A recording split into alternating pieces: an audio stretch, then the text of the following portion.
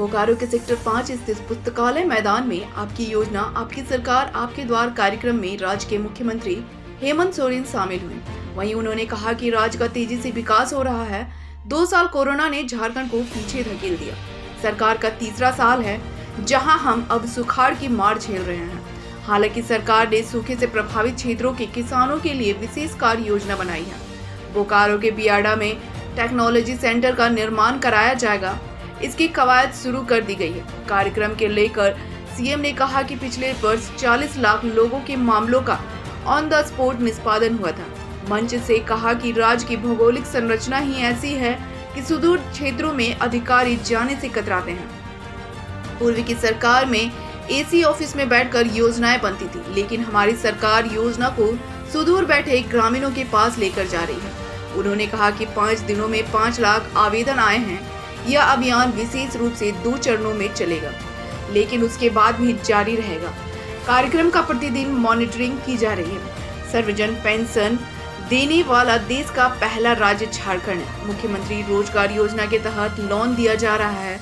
विरोधी संयंत्र कर विकास बाधित करना चाहते हैं, लेकिन उसका प्रभाव नहीं पड़ेगा। बियाडा में टेक्नोलॉजी सेंटर का निर्माण किया जाएगा। समाज के अंतिम व्यक्ति तक विकास पहुंचेंगे। हम उसी प्रकार आगे बढ़ रहे हैं। सीएम ने कहा कि पशुधन योजना के तहत 90% अनुदान राशि दिया जा रहा है। इसका लाभ आप जरूर लें। सीएम ने बोकारो में 396 करोड़ की राशि से निर्मित योजनाओं का उद्घाटन किया, जबकि 145 करोड़ की लागत से योजनाओं का शिलान्यास किया। कार्यक्रम में 20,659 लाभुकों के बीच 34.15 करोड़ रुपए लाभुकों के बीच वितरित करते हुए हर्ष व्यक्त किया। इससे पूर्व बोकारो हवाई अड्डे पर उपायुक्त कुलदीप चौधरी एवं पुलिस अधीक्षक चंदन कुमार झा के द्वारा मुख्यमंत्री को पुष्पगुच्छ देकर स्वागत किया गया। तत्पश्चात पुलिस के जवानों द्वारा गार्ड ऑफ ऑनर दिया समय पर खाद दे दिया, लेकिन सही समय पर बारिश यहाँ के किसानों के खेत में नहीं है। बड़ा विचित्र स्थिति है। झारखंड वैसे भी सबसे पिछड़ा राज्य है देश में, और गरीबों के लिए, किसानों के लिए ऐसी समस्या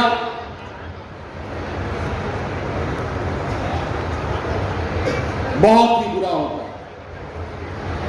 आज उस सूखाग्रस्त से निपटने की भी चुनौती हमारे लिए है, और उस पर भी हम लोग तेजी से काम कर रहे हैं। इसी बीच जीवन सामान्य करते करते आगे बढ़ रहे थे।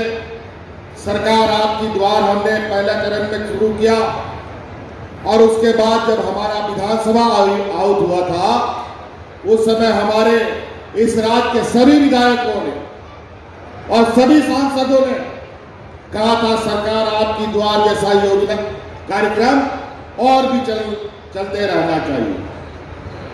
और इस बात का मुझे पूरा उम्मीद था कि लोगों को इस योजना से उसका उत्साह बढ़ेगा। आपको बता दें कि जब हम लोग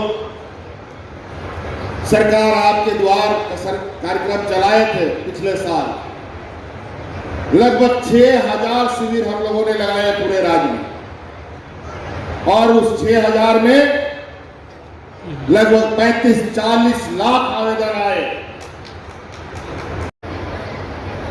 ये 1 साल पहले हम लोगों ने सरकार आपके द्वार कार्यक्रम चलाया था।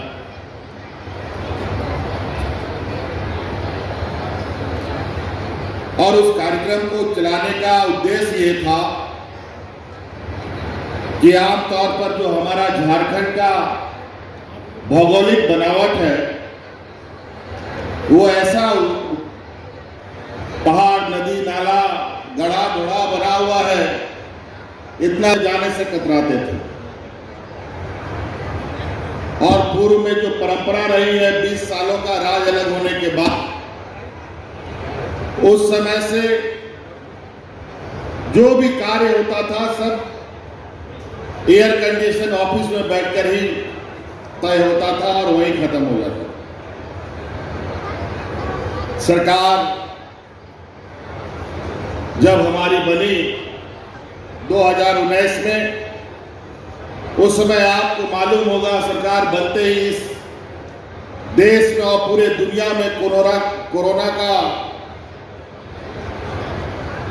जो बीमारी था पूरा देश घिर गया।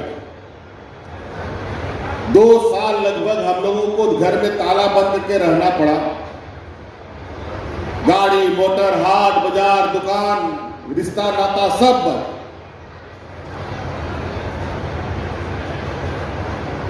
दो साल किसी तरह समय काटा गया और 2 साल के बाद जब हम लोग काम करने के लिए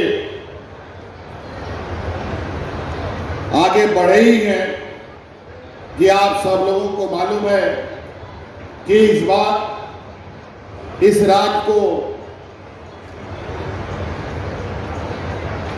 सूखा का सामना करना पड़ रहा है।